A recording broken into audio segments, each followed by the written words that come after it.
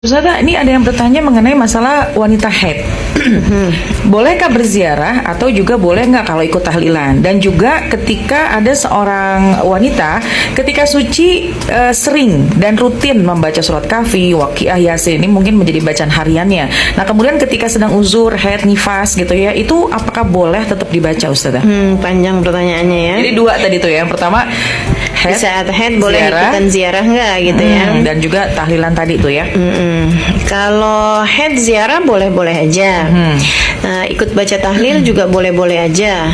Karena memang yang dibaca di tahlil itu banyaknya adalah zikir. Kalaupun ada ayat Al-Quran, adalah ayat-ayat Al-Quran yang biasa dipakai zikir, seperti Fatihah, surat ayat kursi, kemudian lagi Al-Mu'awwidatain, Qul a'udzu birabbil falaq, Qul a'udzu birabbin nas, dan Al-Ikhlas, Qul huwallahu ahad. Itu memang merupakan ayat-ayat yang biasa dijadikan sebagai zikir, sehingga tetap boleh dibaca bagi perempuan yang sedang dalam keadaan haid.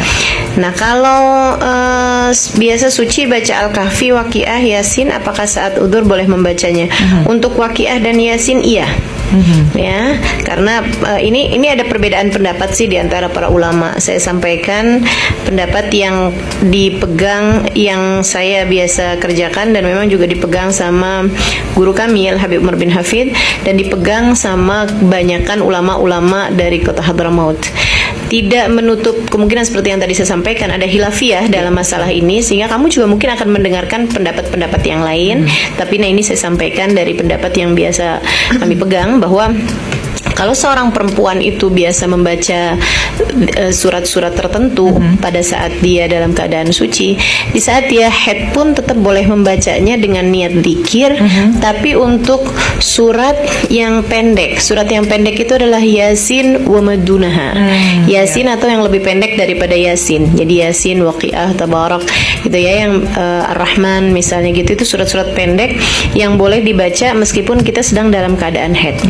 Dengan catatan tadi dia terbiasa membacanya di hari-hari sebelumnya ketika dia sedang dalam keadaan suci. Nah untuk surat surat Al-Kahfi, karena surat Al-Kahfi ini mafauq Yasin, artinya surat yang lebih panjang daripada Yasin, maka dia tidak diperkenankan untuk membacanya. Termasuk juga kalau ada orang terbiasa membaca surat Toha sebagai bacaan harian, terbiasa misalnya membaca surat Nur sebagai bacaan harian, atau bahkan Ali Imran atau Al-Baqarah misalnya begitu. Nah itu tidak diperkenankan baginya untuk membaca surat-surat tersebut di saat dia sedang dalam keadaan haid, karena itu tadi panjangnya lebih panjang daripada surat Yasin. Baik, Ustazah, ada juga yang bertanya dari Instagram yang sempat Ustazah sampaikan kepada teman-teman ya, bahwa ini juga yang like pertanyaan ini banyak dan pastinya berarti banyak yang membutuhkan jawabannya nih. Dari Elvia nih Ustazah bertanya, ini masih berkaitan dengan ketika uzur, ketika sedang haid. Kalau tadi kan membaca atau amalan-amalan zikir atau amalan baca Quran, ini kalau menjaga wudhu. Jadi kalau dalam keadaan haid tetap mau menjaga wudhu. Ini bagaimana Ustazah? Kemudian datang bulan sedang haid, apakah boleh tetap menjaga wudhu? Kalau wudhu itu sendiri, wudhu itu kan memang merupakan amal ibadah yang terkaitnya sama sholat.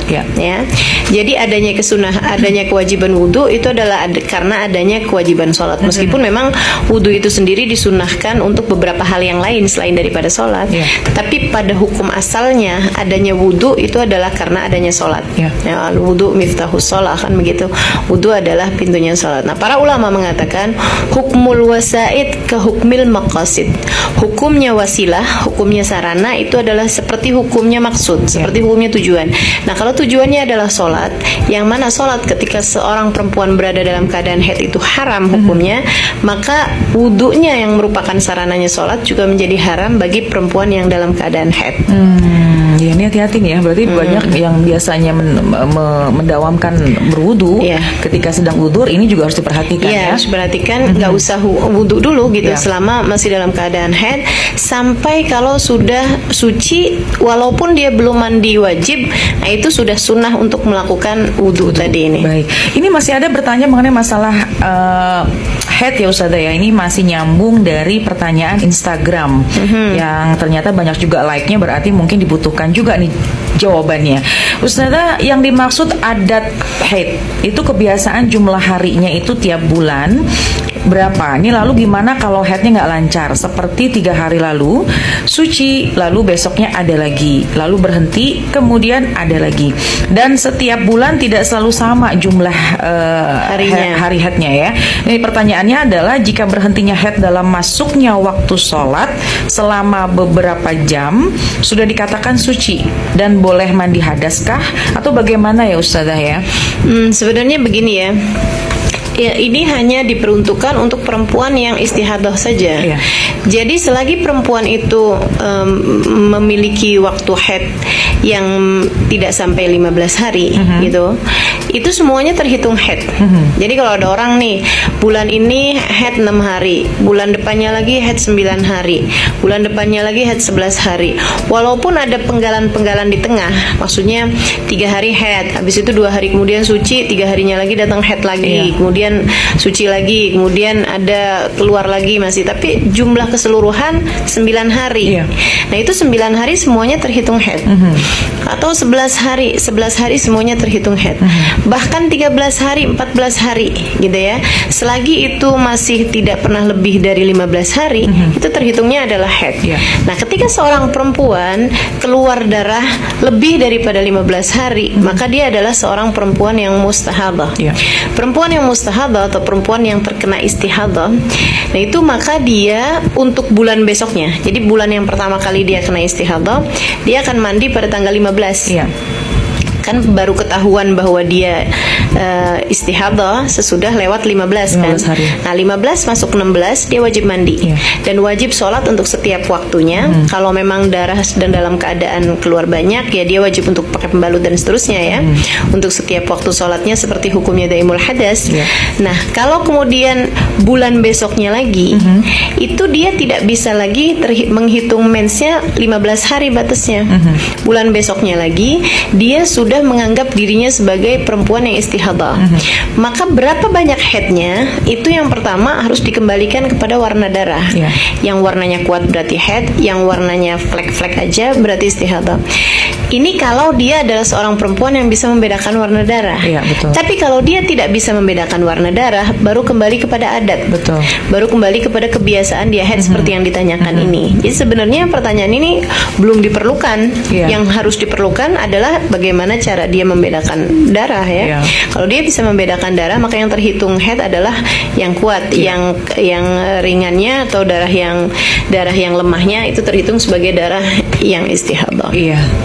Kalau dia tidak bisa membedakan warna darah, atau misalnya dia bilang semua darahnya sama gitu kan, sama-sama flek aja gitu. Nah kalau kayak begitu masalahnya, berarti dia akan mengembalikan kepada kebiasaan dia mens, kebiasaan dia haid sebelum datangnya istihadah ini. Betul. Sebelum datangnya berantakannya haidnya dia, biasanya dia haid berapa lama? Gitu. Kalau dia bilang seminggu sebelum berantakan ya, justru hitungannya. Kalau dia bilang berantakan biasanya belum dalam keadaan stabil ya, itu kan bisa berganti-ganti. Itu nggak bisa dijadikan patokan. Jadi jadikan patokannya itu adalah ketika darahnya dia yang terakhir sebelum dia berantakan mensnya, sebelum dia istihadah. Itu kalau dia bilang saya biasanya sih cuma 6 hari atau 7 hari, ya berarti 6 hari aja yang dianggap sebagai haid, sisanya sebagai istihadah. Jadi kalau memang mungkin rutinnya 6 hari 7 hari, maka itulah menjadi patokan haidnya dia ya. Kalau dia tidak bisa membedakan warna darah, Ustazah. Kalau selagi masih bisa itu justru lebih baik ya. Dan kalau memang tidak bisa membedakan juga, maka kembalinya lagi berantakannya maksimal tadi di batas hari yang ke-15 ya berarti ya.